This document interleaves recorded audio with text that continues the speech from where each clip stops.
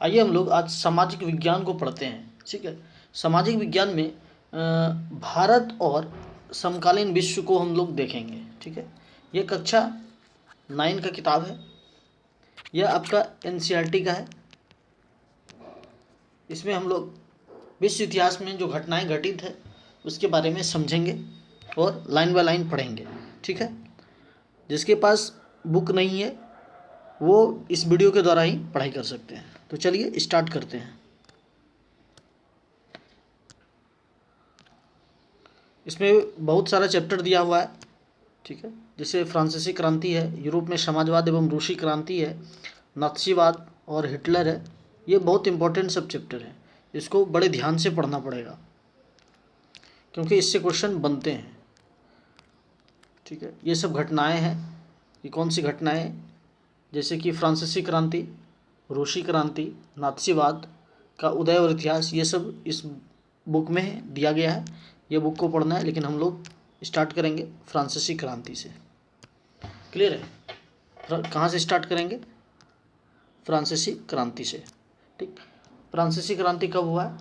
1789 को, 1789 को। क्लियर है? ठीक है, आइए तो इसको शुरू करते हैं। बड़े ध्यान से पढ़ना है, जो लाइन समझ में नहीं आएगा वो कमेंट के द्वारा पूछना भी है। तो कह रहा है कि 14 जुलाई 1789 को, यह घटना कब की है? 14 जुलाई 1789 को। क्या होता है कि सुबह जो है पेरिस नगर में आतंकवाद का माहौल था।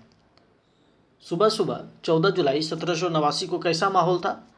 तो आतंकवाद का माहौल था। यह आतंकवाद का माहौल कहाँ था? तो पेरिस में था। ठीक है, सम्राट ने सेना को शहर में घुसने का आदेश दे दिया। मतलब वहाँ का जो राजा था, किंग था, वो क्या किया? उनके जो सेना था, उनके पास जो सेना था उसको क्या बोला? शहर के में घुसने का आदेश दे दिया कि जाओ शहर में जाओ। तो शहर में जाकर क्या करेंगे? नाचेंगे नहीं ना, वो तो मारकाट ही करेंगे। देखते हैं क्या कहता है। काहे भेजा था? तो अफवाह था कि वह सेना को नागरिकों पर गोलियां चलाने का आदेश देने वाला है। इस बात की कितनी सच्चाई है ये तो नहीं पता, लेकिन क्या था? अफवाह था। अफवाह क्या था? कि सेना जो है वो क्या करेगा? तो नागरिक लोग, आम पीपल जो है पर क्या करेगा? गोली चला देगा। ठीक है, यह क्या था? अफवाह था। लगभग 7000 मर्द तथा औरतें, कितना? मतलब मेल और फीमेल सब कोई, ठीक, लगभग संख्या में था 7000। 7000 मर्द और औरत टाउन हॉल के सामने एकत्र हुए। कहाँ एकत्र हुए? एक जगह आ गए, टाउन हॉल में। कहाँ आ गए? तो टाउन हॉल में। टाउन हॉल में क्या हो गए? 7000 मेल और फीमेल क्या हो गए? जमा हो गए। उन्होंने एक जन सेना का गठन करने का निर्णय लिया। ये अफवाह के कारण ही क्या हो रहा है? ये सब घटनाएं हो रहा है। तो जितने भी 7000 मर्द और औरत जो था वह क्या किया? टाउन हॉल के सामने में एकत्र हुआ और जन सेना का गठन करने का निर्णय लिया। ठीक है, हथियारों की खोज में वे बहुत से सरकारी भवनों में जबरन प्रवेश कर गए। मतलब जितना भी सरकारी भवन था उसमें जबरदस्ती घुस गए। काहे घुसे? तो हथियार के लिए, कि वहाँ जो जो हथियार होगा उसको क्या करेंगे? लूट लेंगे। ठीक है, ये सब कहानी हो रहा है। अब कहता है कि अंततः सैकड़ों लोगों का एक समूह, उसमें से 7000 वाला में, 7000 में सैकड़ों लोगों का एक समूह जो क्या करता है कि पेरिस नगर के पूर्वी भाग की ओर चल पड़ा। मतलब पेरिस का जो पूर्वी भाग था, पूर्वी भाग किधर हो गया? इधर हो गया। पूर्वी भाग की ओर चल पड़ा और बास्तिल किले की जेल को तोड़ डाला। मतलब ये हुआ कि वहाँ पर बास्तिल किला था एक। ठीक है, वहाँ क्या था? बास्तिल का किला था। ठीक, बास्तिल का किला था, उसको क्या किया? बास्तिल के किले की जेल को तोड़ डाला। मतलब 100 आदमी जो पूर्वी भाग की तरफ गया लगभग, जहाँ भारी मात्रा में क्या था, गोला बारूद। पहले तो सब भवन, जितना भी भवन था सरकारी उसमें घुसा, नहीं मिला कुछ, तो कुछ टुकड़ा इधर पहुंचा, कहाँ पे पहुंचा, बास्तिल। बास्तिल में जो जेल का किला था उसको क्या किया, तोड़ डाला। और वहाँ पर काहे तोड़ा, तो गोला बारूद रखा हुआ था और गोला बारूद मिलने की संभावना थी। मतलब सब काम क्या हो रहा है, अफवाह पर निर्भर है, श्योरिटी किसी में नहीं है। गोला बारूद मिलने की संभावना थी, ठीक है। हथियारों पर कब्जा की इस सशस्त्र लड़ाई में बास्तिल का कमांडर मारा गया, ठीक। इस बास्तिल के कमांडर जो वहाँ था, तो वो क्या हो गया, यह मर गया, ठीक है। और वहाँ जितना भी कैदी था सबको क्या कर लिया, छुड़ा लिया।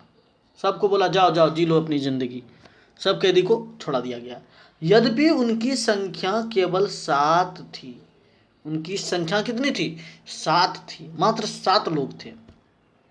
सम्राट की निरंकुश शक्तियों का प्रतीक होने के कारण बास्तिल किला लोगों की घृणा का क्या बन गया था, केंद्र बन गया था।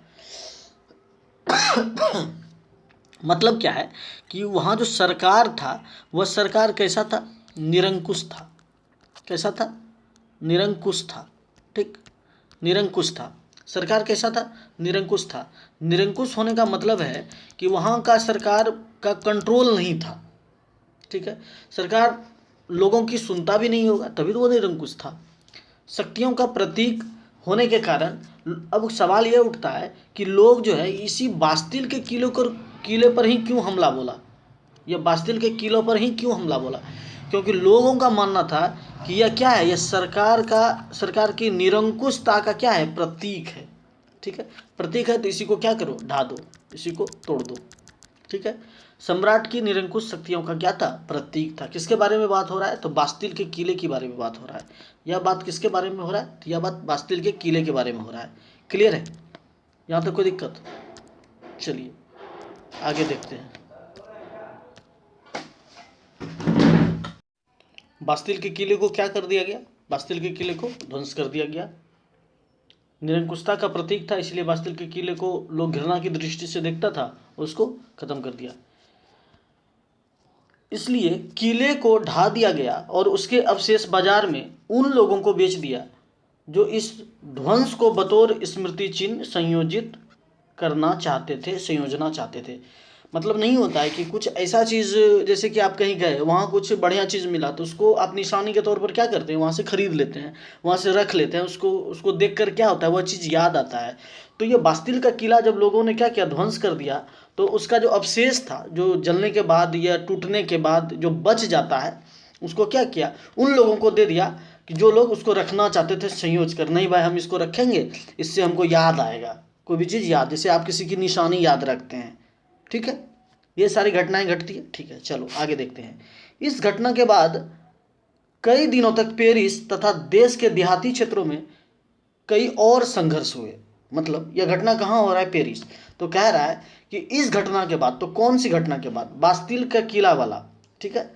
बास्तिल के किले वाला का बात क्या होता है कि और कुछ कई दिनों तक, मतलब कि लगातार चलते रहा, छोटा छोटा संघर्ष चलते रहा, ठीक है। अधिकांश जनता पाव रोटी की महंगी कीमतों का क्या कर रहे थे, विरोध कर रहे थे। मतलब जैसे कि हमारे बिहार में सबसे सस्ता कहें या सबसे आसान क्या है, सुबह सुबह सत्तू पीना, ठीक। सत्तू पीना, ये हमारे बिहार में क्या बोला जाता है, गरीबों का हॉर्लिक्स, ठीक। ये कैसा हॉर्लिक्स है, तो ये गरीबों का हॉर्लिक्स है, जबकि यह होता है हॉर्लिक्स से भी महंगा देखा जाए तो, लेकिन इसको उस नज़र से देखते हैं कि यह गरीब ही है, ठीक। उसी तरह पेरिस का जनता जो था वह पाव रोटी खाता था, तो पाव रोटी का कीमत क्या था, बढ़ रहा था, महंगा हो रहा था, तो इससे आम जनता क्या कर रहे थे, उसका विरोध कर रहे थे।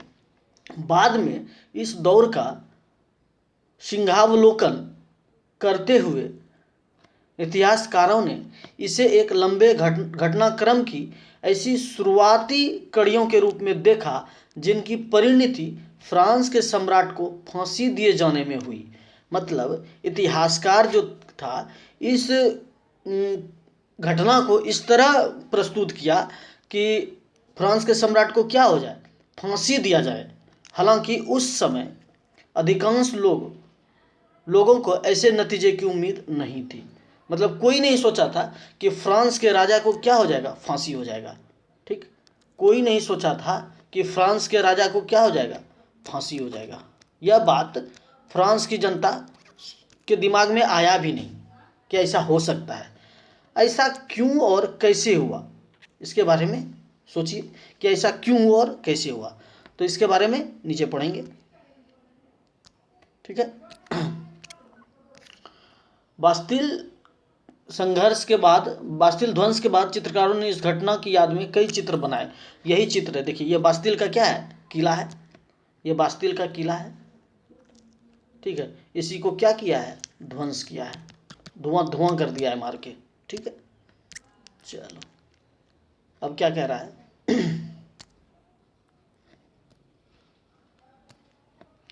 18वीं सदी के उत्तरार्ध में फ्रांसीसी समाज, ये कब का बात हो रहा है, ये घटना जो है ये 18वीं सदी का है। 18वीं सदी का मतलब समझे, 1700 से लेकर 1800 तक के टाइम पीरियड को क्या बोलेंगे, 18वीं शताब्दी। जैसे 1600 और 1700 के बीच का टाइम पीरियड को क्या बोलेंगे, 17वीं शताब्दी। इसमें अमूमन सभी को कन्फ्यूज़न रहता है कि किसे क्या बोलेंगे। जैसे अभी चल रहा है 2024, ठीक, तो ये कौन सा काल है, तो यह है 21वीं शताब्दी। ये 21वीं शताब्दी है। ये कब तक चलेगा, तो ये आपका चलेगा जैसे ये 2024 है तो ये 2100 तक चलेगा। 2100 के अंदर वाले को क्या बोलेंगे, 21वीं शताब्दी। क्लियर है। चलो नेक्स्ट देखते हैं क्या कह रहा है।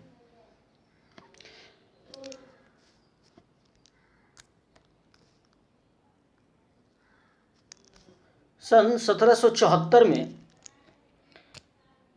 कब का बात हो रहा है, तो सन 1774 में बुर्बो राजवंश का लुई 16वां फ्रांस की गद्दी पर क्या हुआ, राजगद्दी पर आसीन हुआ।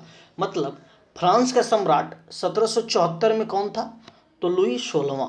ठीक, और लुई पूछा जाएगा कि लुई 16वां किस वंश का था, तो लुई 16वां बुर्बो वंश का था। लुई 16वां किस वंश का था, लुई 16वां बुर्बो वंश का था। ठीक, कब की बात हो रहा है, 1774 का। किसके बारे में बात हो रहा है, लुई 16वां के बारे में बात हो रहा है। लुई 16वां कौन था, तो फ्रांस का राजा था। ठीक, और वह किस वंश का था, तो वह बुर्बो वंश का था। यहाँ तक क्लियर, यहाँ तक क्लियर, कोई दिक्कत। चलो आगे देखते हैं। उस समय उसकी उम्र केवल 20 साल थी। उस समय उसकी उम्र 20 साल थी। तो किसकी उम्र 20 साल थी, तो लुई 16वां की। लुई 16वां की उम्र कितनी थी, 20 साल थी। और उसका विवाह ऑस्ट्रिया की राजकुमारी मेरी एंतोइनेट से हुआ। ठीक, चलो 20 वर्ष की उम्र में ही क्या क्या कर लिया, विवाह कर लिया। क्या कर लिया, विवाह कर लिया। ठीक, और यहाँ पे 20 वर्ष की उम्र में लोग क्या कर रहे हैं, सरकारी नौकरी की तैयारी। राजा था, राजा का बात अलग होता है। राजा का कंपेयर राजा से होगा, राजा का कंपेयर हम लोगों से नहीं हो सकता है। ठीक है, कंपेयर हमेशा किसके बीच होता है, समान चीज़ों के बीच। जैसे हमारा जूता आप लोगों से अच्छा नहीं हो सकता, हमारा जूता आपके जूते से या तो अच्छा हो सकता या तो खराब हो सकता है। समझ गए। इसीलिए नहीं सोचना है कि उसका विवाह 20 वर्ष की उम्र में हो गया तो हमारा भी हो जाना चाहिए, ये हमारा फंडामेंटल क्या है, राइट है। नहीं, ऐसा नहीं है। उस राजा का, वो राजा थे इसीलिए हो गया। ठीक है, मंत्री का बेटा है इसलिए मंत्री बन गया, आप नहीं बन सकते, आप कॉमन पीपल हैं।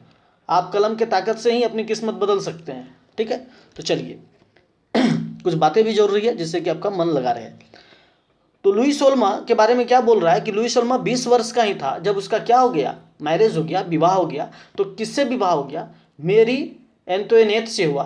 मेरी एंतोइनेट कहाँ की राजकुमारी थी, कहाँ की राजकुमारी थी, तो यह ऑस्ट्रिया की राजकुमारी थी। ऑस्ट्रेलिया नहीं, ऑस्ट्रेलिया अभी वाला है। उस ऑस्ट्रिया की राजकुमारी से क्या हो गया, विवाह हो गया मेरी एंतोइनेट से। क्लियर है। यह सब वन लाइनर बनेगा, आपसे सवाल पूछा जाएगा एग्जाम में, इसीलिए मैं बार बार रिपीट कर रहा हूँ आपको। इस क्लास को अगर आप बढ़िया से देखिएगा तो यहीं आपको चीज़ें याद हो जाएगी, बशर्ते है कि आपको ध्यान से सुनना है। ठीक, चलो आगे देखते हैं। राज्यारोहण के समय उसने राजकोष खाली पाया। किसने खाली पाया? तो लुई 16वां ने। मतलब लुई 16वां जब राजा बना तो देखता क्या है, राजकोष जो है, राजकोष मतलब राजा का जो धन जहाँ पे रहता था, जैसे आपके घर में गोदरेज होता है तो उस समय क्या होता था, राजकोष होता था जहाँ पे खजाना रखा जाता था, वो क्या था, खाली था। लंबे समय तक चले युद्धों के कारण फ्रांस के वित्तीय संसाधन क्या हो चुके थे, नष्ट हो चुके थे। मतलब आप देखे होंगे गांव घर में भी जो व्यक्ति या जिस व्यक्ति का परिवार सिर्फ लड़ाई और झगड़े में उलझा रहता है, उसका डेवलपमेंट, उसका विकास नहीं हो पाता है, वो कोर्ट कचहरी का ही चक्कर लगाते रहता है। उसी प्रकार पेरिस जो है, लगातार क्या हो रहा था, वहाँ युद्ध चल रहा था, लगातार क्या चल रहा था, युद्ध चल रहा था। सॉरी, फ्रांस का जो था युद्ध जो चल रहा था, तो उससे वित्तीय संसाधन क्या हो चुके थे, नष्ट हो गए थे। आप भर दिन लड़बे कीजिएगा तो पढ़िएगा कब? उसी प्रकार जब आप युद्ध ही कीजिएगा तो आपका संसाधन तो नष्ट होगा ही ना। आप सब चीज़ से कमज़ोर हो जाइएगा, फिनेंशियल भी कमज़ोर हो जाइएगा, आर्थिक रूप से कमज़ोर हो जाइएगा, शारीरिक रूप से भी थक जाइएगा। लड़ते लड़ते कितना लड़िएगा जी, लड़ने का भी एक सीमा होता है ना। तो वही बात हो गया। तो फ्रांस को क्या हो गया, फ्रांस का वित्तीय संसाधन क्या हो गया, फ्रांस का वित्तीय संसाधन नष्ट हो गया। ठीक, काहे नष्ट हो गया? तो क्या कर रहा था, लगातार युद्ध चल रहा था। वर्साई के विशाल महल और राज दरबार की शान शौकत बनाए रखने की फिजूल खर्ची का बोझ अलग से था। एक तो संसाधन नहीं था, ऊपर से क्या था, शान शौकत, जान जाए लेकिन उसको क्या कहते हैं, जान जाए लेकिन भोजन एकदम टाइट होना चाहिए। तो बरसाए के विशाल महल और राज दरबार की शान शौकत, एकदम कर्जा लेकर घी पिएंगे, कर्जा लेकर जो है ना 10 तरह का भोज करेंगे। गांव में होता है ना, गांव में गुस्सा देगा, मार दे, काहे न करेगा, लो 10 रुपया इंटरेस्ट पे दे देते हैं तुमको, इंटरेस्ट पे पैसा दे के फिर उससे खाएगा। ये सब क्या है, गलत है, इससे आप पीछे जाइएगा। तो वही हुआ, एक तो लुई 16वां जब राजा बना तो राजकोष खाली पाया, और फिर क्या हुआ, राज दरबार का शान शौकत एवं लाइट बत्ती जलाने में क्या हो गया, फिजूल खर्ची करता था, इससे उसका बोझ और बढ़ गया। लुई 16वां के शासनकाल में फ्रांस ने अमेरिका के 13 उपनिवेश को साझा शत्रु ब्रिटेन से आज़ाद कराने में सहायता दी थी। ठीक, लुई 16वां के जब राजा लुई 16वां था तो उसके टाइम पीरियड में क्या हो गया, तो अमेरिका का जो 13 उपनिवेश था, फ्रांस क्या किया, उससे हाथ मिला लिया और ब्रिटेन से उसको आज़ाद कराने में क्या किया, सहायता किया। ठीक, ये बोला कि चलो दोस्त का दोस्त दोस्त तो दोस्त का दुश्मन भी दुश्मन। अब ब्रिटेन से लड़ने के लिए क्या कर दिया, ब्रिटेन से आज़ाद कराने के लिए अमेरिका से जो 13 उपनिवेश था, इसके बारे में आप पिछले अध्याय में पढ़े होंगे। 13 उपनिवेश था अमेरिका का जिस पर ब्रिटेन का शासन था, वो आज़ाद कराने में सहायता दी थी। इस युद्ध के चलते फ्रांस पर 10 अरब लिब्रे से अधिक का क्या हो गया, कर्ज और जुड़ गया, जबकि उस पर पहले से ही 2 अरब लिब्रे का बोझ चढ़ा हुआ था। एक तो करेला ऊपर से नीम पर चढ़ा। ठीक, मतलब एक तो कर्जा इसके ऊपर पहले से था। ठीक है, कितना पहले से, कितना का कर्जा था, 2 अरब लिब्रे का पहले से कर्जा था, और उसके बाद क्या हो गया, 10 अरब लिब्रे का और अधिक कर्ज चढ़ गया युद्ध के चलते। लिब्रे है फ्रांस की मुद्रा। फ्रांस की मुद्रा को क्या बोलते हैं, अभी नहीं, उस समय फ्रांस की मुद्रा को क्या बोलते थे, लिब्रे। ये क्या है, मुद्रा, करेंसी। ठीक, करेंसी, फ्रांस की करेंसी उस समय क्या थी, लिब्रे। ठीक, तो पहले कितना का था, यह सवाल बनता है, यह सवाल जो है आपको बनेगा कि लिब्रे क्या था। तो लिब्रे क्या था, फ्रांस का मुद्रा। कितना का कर्ज चढ़ गया, 10 अरब लिब्रे का। पहले से कितना कर्ज था, 2 अरब का पहले से कर्ज था। सरकार से कर्जदाता अब 10% ब्याज की मांग करने लगी। इंटरेस्ट कितना सरकार से मांगने लगा, कर्जदाता जो है 10, सरकार से कर्जदाता 10% ब्याज की क्या करने लगा, मांग करने लगा कि हमको अब 10% ब्याज चाहिए। फलस्वरूप फ्रांसीसी सरकार अपने बजट का बहुत बड़ा हिस्सा दिनों दिन बढ़ते जा रहे कर्ज को चुकाने पर मजबूर थी। आप किसी से कर्ज लिए हैं तो आपको एनी हाउ वो तो देना ही पड़ेगा। तो इससे क्या हो गया, इससे फ्रांस की सरकार का दिने दिन जो कर्जा बढ़ते चला गया, तंग आ गया, लेकिन मजबूरी भी था कि आपको देना ही पड़ेगा।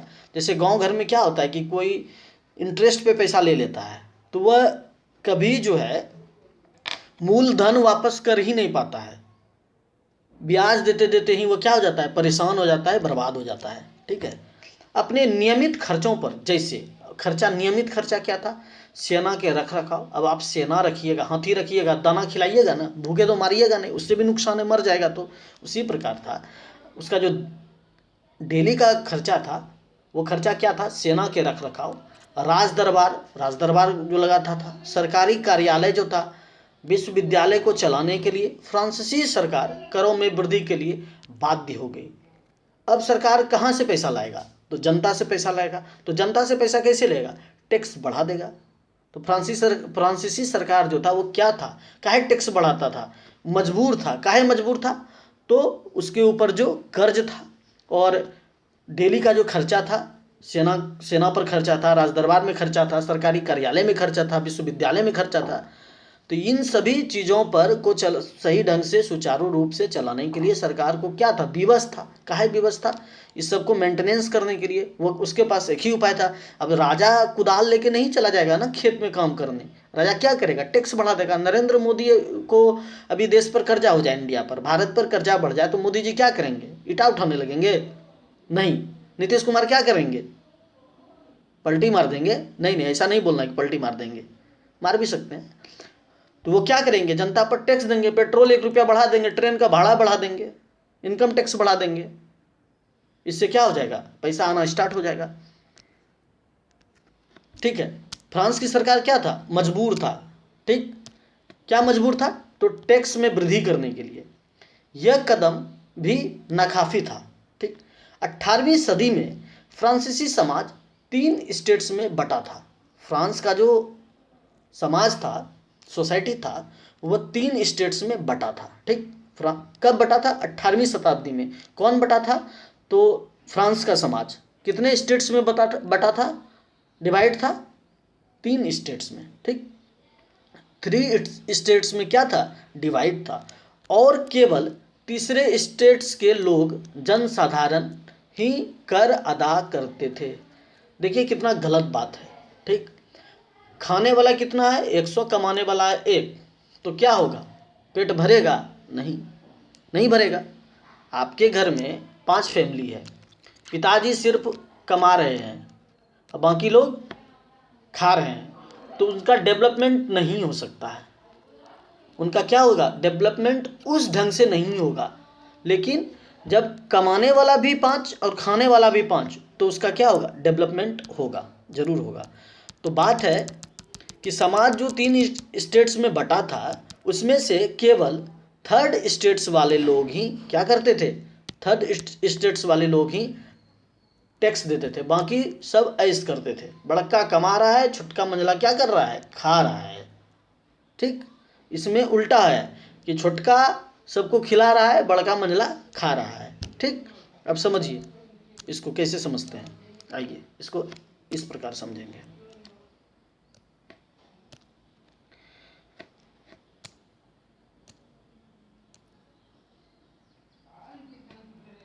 प्रथम स्टेट्स, द्वितीय स्टेट्स और तृतीय स्टेट्स। देखिए तृतीय स्टेट्स का दायरा कितना बड़ा है। ठीक, तृतीय स्टेट्स का दायरा कितना बड़ा है। प्रथम स्टेट्स में कौन लोग रहते थे, पादरी लोग रहते थे। द्वितीय स्टेट्स में कौन रहते थे, कुलीन लोग रहते थे। और तृतीय स्टेट्स में कौन थे, बड़े व्यापारी, व्यवसायी, व्यापारी, अदालती कर्मचारी, वकील, किसान, कारीगर,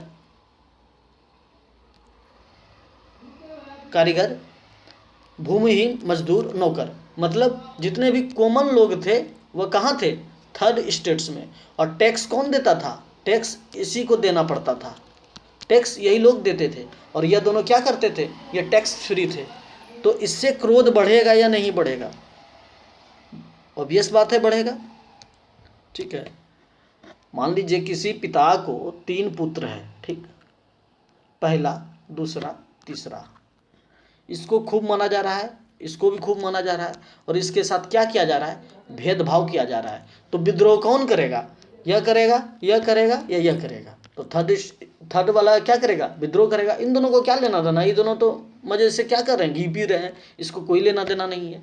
तो उसी प्रकार तीन स्टेट में जो बटा हुआ था, प्रथम स्टेट्स में कौन लोग रहते थे? पादरी। द्वितीय स्टेट्स में कौन लोग रहते थे? कुलीन लोग रहते थे। और तृतीय स्टेट्स में जो बाकी कॉमनर्स थे, कॉमन पीपल थे, वो थर्ड स्टेट्स में रहते थे। और टैक्स भी यही तीसरा को देना पड़ता था।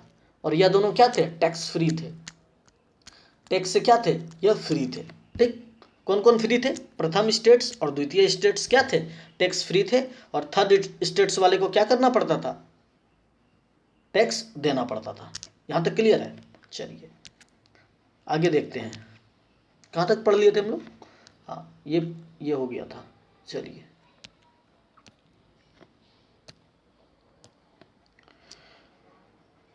वर्गों में विभाजित फ्रांसीसी समाज मध्यकालीन सामंती व्यवस्था का क्या था? अंग था। ठीक, मतलब यह जो तीन भाग में बटा हुआ था फ्रांसीसी समाज, यह सामंती व्यवस्था का क्या था? अंग था। किसका अंग था? तो सामंती व्यवस्था का। प्राचीन राजतंत्र पद का प्रयोग सामान्यतः सन 1789 से पहले के फ्रांसीसी समाज एवं संस्थाओं के लिए होता था। मतलब कह रहा है कि फ्रांसीसी समाज जो था, ये प्राचीन राजतंत्र जो था, इसका प्रयोग 1789 से पहले क्या था? किसके लिए किया जाता था? किस संस्था के लिए किया जाता था? तो फ्रांसीसी समाज एवं संस्था के लिए किया जाता था। किसका इस्तेमाल किया जाता था? किसका प्रयोग किया जाता था? तो प्राचीन राजतंत्र का। इसके बारे में बात हो रहा है। ठीक है, यहाँ तक क्लियर? चलो अब क्या कह रहा है कि चित्र 2 में दो फ्रांसीसी समाज की वर्ग व्यवस्था को दर्शाता है। चित्र 2 किसको दर्शाता है? किसके बारे में बात हो रहा है? फ्रांसीसी समाज की वर्ग व्यवस्था को। इसी को, ये जो तीन स्टेट्स में बटा हुआ था, प्रथम पादरी, द्वितीय कुलीन और तृतीय में बड़े व्यवसायी, व्यापारी, अदालती, कर्मचारी, वकील, किसान, कारीगर, छोटे किसान, भूमिहीन, मजदूर, नौकर। यह जो है, यह किसको दिखा रहा है? यह दिखा रहा है कुछ लोग अमीर हैं तो कुछ गरीब भी हैं। यह किसको दिखा रहा है? यह दिखा रहा है आपको वर्ग व्यवस्था को। किसको दिखा रहा है? वर्ग व्यवस्था को। ठीक है, आगे पढ़ते हैं। पूरी आबादी में लगभग 90% क्या थे? किसान थे। 100 में से 90 लोग क्या हैं? किसान हैं। किसान है मतलब वो गरीब हैं। और यही लोग क्या करते थे? टैक्स देते थे। यही लोग क्या कर रहे हैं? टैक्स दे रहे हैं। बताइए कितना जातीय हो रहा है, कितना गलत बात है। ठीक, कितना गलत बात किया जा रहा है। लेकिन जमीन के मालिक किसानों की संख्या बहुत कम थी। जमीन का मालिक जो था, जमीन के मालिक वाले किसान की संख्या क्या थी?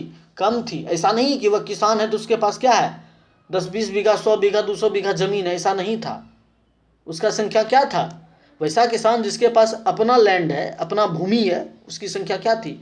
बहुत ही कम थी। लगभग 60% जमीन पर क्या था? कुलीनों, चर्चों और तीसरे स्टेट्स के अमीरों का अधिकार था। अब देखिए, एक बात समझिए, यह समाज 3 वर्गों में बटा हुआ है। ठीक, अब इस तीसरे स्टेट्स में भी क्या है? कुछ लोग अमीर हैं, कुछ लोग क्या हैं? रिच हैं।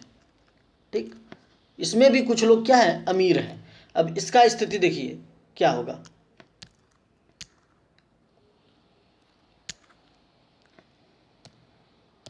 क्या कह रहा है कि लगभग 60% जमीन पर कुलीनों, चर्चों और तीसरे स्टेट्स के अमीरों का क्या था? अधिकार था। ठीक, प्रथम 2 स्टेट्स कौन कौन? कुलीन वर्ग और पादरी वर्ग के लोगों को कुछ विशेषाधिकार जन्मना प्राप्त थे। मतलब जन्म से पहले ही उनको क्या था? यह अधिकार मिला था। क्या अधिकार मिला था? विशेषाधिकार था। ठीक है, जन्म से, जन्म लेगा उसको अधिकार मिल जाएगा। राजा का बेटा राजा बनेगा, अब नहीं बनेगा, पहले बनता था। इनमें से सबसे महत्वपूर्ण विशेषाधिकार क्या था? राज्य को दिए जाने वाले करों से छूट। मतलब कुछ भी हो जाएगा, वह राज्य को टैक्स नहीं देगा। किसके बारे में बात हो रहा है? तो कुलीन वर्ग और पादरी वर्ग, प्रथम 2 स्टेट्स के बारे में बात हो रहा है। वह टैक्स फ्री रहेंगे। तो यह टैक्स फ्री रहेंगे, यह क्या था? विशेषाधिकार था। क्या विशेषाधिकार था कि वह टैक्स फ्री है, उनको टैक्स नहीं देना है। ठीक, यह क्या था, उनको टैक्स नहीं देना है। क्लियर है यहाँ तक? चलो आगे देखते हैं।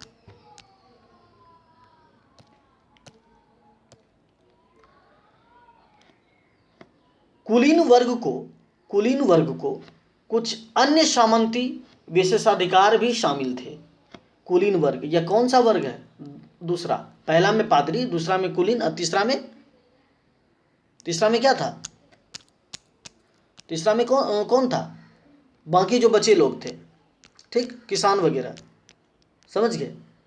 उनको क्या था? दूसरा स्टेट्स के बारे में बात हो रहा है कि कुलीन वर्ग के कुछ सामंती विशेषाधिकार भी शामिल थे। वह क्या थे?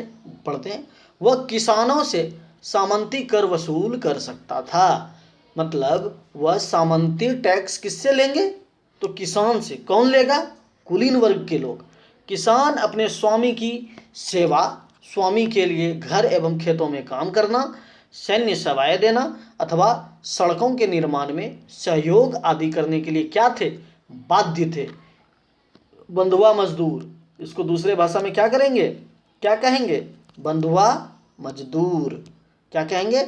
बंधुआ मजदूर। वो किसान जो है कुलीन वर्ग के लिए क्या करेंगे? उसको स्वामी समझेंगे, ठीक, मालिक। उसको क्या समझेंगे? मालिक समझेंगे। उनकी क्या करेंगे? सेवा करेंगे। कहाँ सेवा करेंगे? घर में। और कहाँ? खेतों में। और कहाँ? सैन्य सेवा भी देंगे। और सड़क अगर टूट जाएगा तो नाली बनाएंगे, सड़क बनाएंगे, दीवार खड़ा करेंगे, सब काम करेंगे। बताइए कैसा स्थिति था फ्रांस में? भारत के लोगों की स्थिति तो बहुत अच्छी नहीं थी, अभी अच्छी ही है। ठीक है, चलिए। तो यह काम कौन करवा रहा है? तो यह काम कुलीन वर्ग करा रहा है। कुलीन वर्ग क्या कौन थे? तो दूसरे स्टेट्स के लोग थे। समझ में आ गया? ये काहे थे? तो ये बाध्य थे, उनको एनी हाउ करना, मन नहीं भी होगा तो करना पड़ेगा। इसी को नाम है बंधुआ मजदूरी। चर्च भी किसानों से करों का एक हिस्सा, सामंती ये कुलीन तो लेता ही था, अब चर्च भी लेगा। ठीक, चर्च भी किसानों से करों का एक हिस्सा, टाइथ, टाइड जिसको पढ़ते हैं, टाइड। टाइड क्या था? धार्मिक कर था। टाइड क्या था? धार्मिक कर था। यह धार्मिक कर कौन ले रहा है? तो यह धार्मिक कर ले रहा है चर्च। कौन ले रहा है? चर्च, पादरी लोग। ठीक, टाइट क्या था? क्वेश्चन आएगा कि टाइट कैसा कर है? तो यह प्रत्यक्ष कर है, डायरेक्ट टैक्सेस है। ठीक है, यह कैसा कर है? डायरेक्ट टैक्स है। टाइट जो है यह कैसा कर था? धार्मिक कर था। कौन लेता था? चर्च लेता था। किससे लेता था? तो किसान से लेता था। यहां तक कोई दिक्कत? टाइल और टाइट में बहुत कंफ्यूजन रहता है, आज इसको दूर कर लीजिए, एक बार में पढ़िए, याद हो जाए। ठीक, ऊपर से तीसरे स्टेट्स के तमाम लोगों को सरकार को तो कर चुकाना ही होता था। इन करों में टाइल और अनेक अप्रत्यक्ष कर भी शामिल थे। ठीक है, एक टाइल नाम का एक टैक्स था जो क्या था? डायरेक्ट टैक्स था। तीसरे स्टेट्स के बारे में बोल रहा है कि तीसरे स्टेट्स के लोगों को सरकार को तो कर क्या था? चुकाना ही था। इन करों में टाइल जो है वह प्रत्यक्ष कर है, अनेक अप्रत्यक्ष कर भी शामिल थे। टाइल प्रत्यक्ष कर है लेकिन इनडायरेक्ट टैक्स भी देते थे।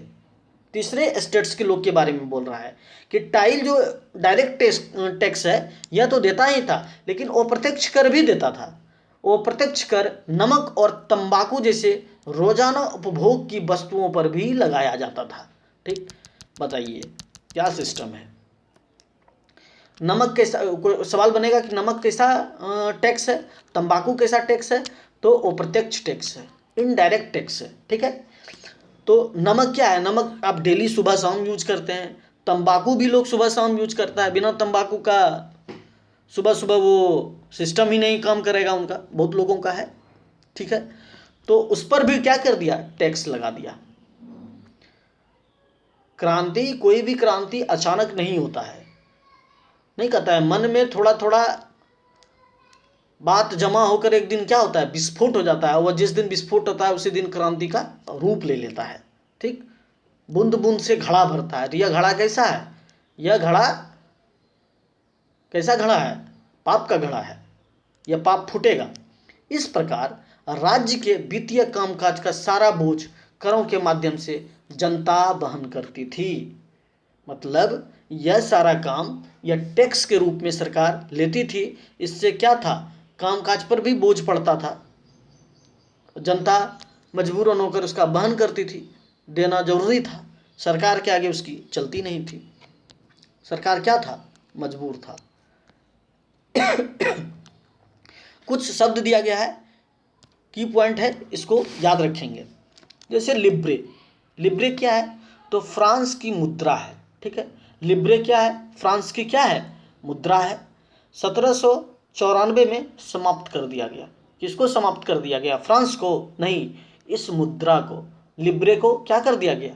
समाप्त कर दिया गया। यूरो। इस समय फ्रांस की करेंसी क्या है? यूरो।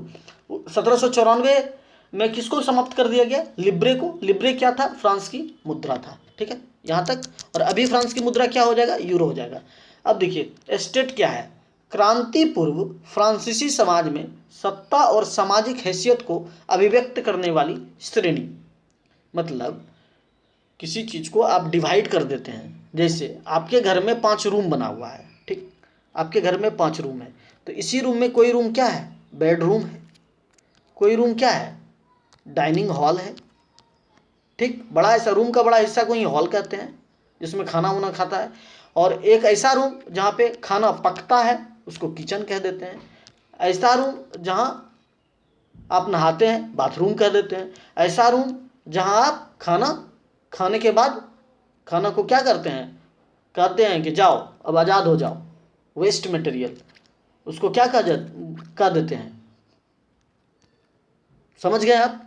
ठीक है, तो वही एस्टेट्स क्या था? विभिन्न वर्गों में विभाजित कर दिया था। श्रेणियों में क्या कर दिया गया था? विभाजित कर अभिव्यक्त किया गया था। ठीक, समझ गए? एस्टेट के बारे में भी आप समझ गए। अब है पादरी वर्ग। चर्च के विशेष कार्यों को करने वाले व्यक्तियों का समूह। मतलब चर्च में जो विशेष लोग रहते थे, चर्च के जो विशेष काम को देखते थे, उसको क्या बोलते थे? पादरी वर्ग। जैसे मंदिर में जो रहता है उसको क्या कहते हैं? पुजारी।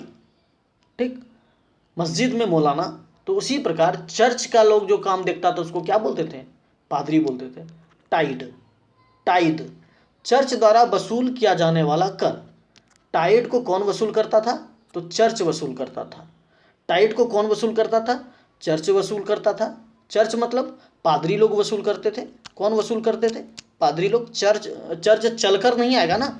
चर्च में जो काम करने वाले लोग हैं, पादरी, वो क्या करेंगे? टाइड नामक टैक्स लेंगे। यह कर कृषि उपज के 10वें हिस्से के बराबर होता था। ठीक, यह कर कृषि उपज का कितना था? 10वां हिस्सा था। एक है टाइल, यह सीधे राज्य को अदा किया जाने वाला कर था। यह टाइल जो है यह राज्य को मिलता था, और टाइड जो है चर्च को मिलता था। समझ गए? टाइड किसको मिलता था? चर्च को। और टाइल किसको मिलता था? राज्य को। ठीक, यहाँ तक कोई दिक्कत? चलिए आगे देखते हैं। ये कुछ चीज़ है। बेचारा गरीब अनाज, फल, पैसा, सलाद सब कुछ लाता है। मोटू जमींदार सब कुछ स्वीकार करने को तैयार बैठा है, पर वह इसके एक नज़र देखता तक नहीं है। मतलब कोई गरीब किसान है, वह दिन भर मजदूरी करता है, खेतों में काम करता है, पूरे परिवार के साथ मिलकर खाता है, और साहूकार क्या करते हैं? उसको खाने के लिए तैयार रहते हैं। ठीक है, जैसे फिल्मों में दिखाया गया है। यहाँ तक आपको समझ में आ गया होगा। अगर हमारे द्वारा बताई गई जानकारी से आप संतुष्ट हैं तो वीडियो को लाइक करें, और हमारे चैनल को सब्सक्राइब करें, और अपने दोस्तों तक तो ज़रूर पहुंचाएं, जिससे उनको भी कुछ फ़ायदा हो। आगे हम लोग जीने के संघर्ष के बारे में पढ़ेंगे। इन सभी चीज़ों को पढ़ेंगे। नेक्स्ट वीडियो में मैं ज़रूर लेकर आऊँगा आपके लिए, और कोशिश करूँगा कि आपको वीडियो में ही सब चीज़ों को क्या कर दिया जाए? क्लियर कर दिया जाए, आपको पढ़ाकर याद करा दिया जाए। मिलते हैं अगले वीडियो में। थैंक यू, धन्यवाद।